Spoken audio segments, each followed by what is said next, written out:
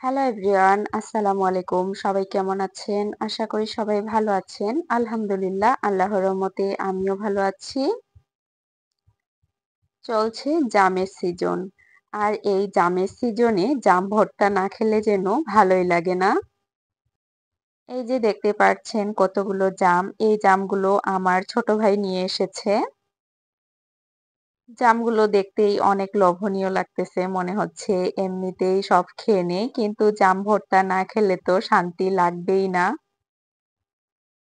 তো ভাবলাম আমি কিভাবে জাম ভর্তা করে খাই সেটা আপনাদের সাথে শেয়ার করি, তাই তো চলে আসলাম ভিডিও করার জন্য। জাম ভর্তা করার জন্য প্রথমেই আমি একটা ছোট সাইজের পাতিল নিয়ে নিয়েছি।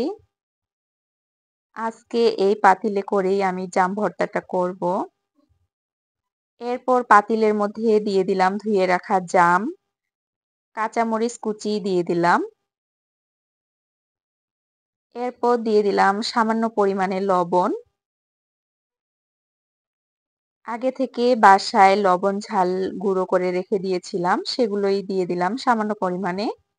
সবশেষে দিয়ে দিলাম সরিষার তেল। সরিষার তেল না দিলে ভর্তা তো ভালোই লাগে না।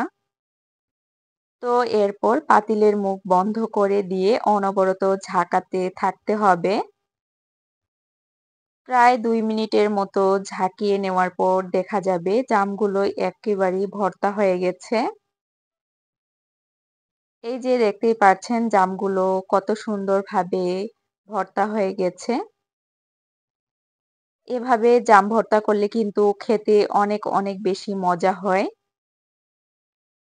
আমি এই যে বাটিতে নিয়ে নিয়েছি জামের ভর্তাগুলো, এবারে টেস্ট করব যে এটা খেতে কিরকম হয়েছে।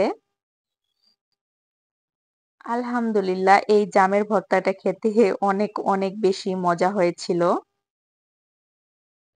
আপনারাও বাসায় ট্রাই করতে পারেন এভাবে জামের ভর্তাটা। খেতে কিন্তু অনেক বেশি মজার হয়। সবাই ভালো থাকবেন, সুস্থ থাকবেন। আজকের মতো ভিডিওটা এ পর্যন্তই। আল্লাহ হাফিজ।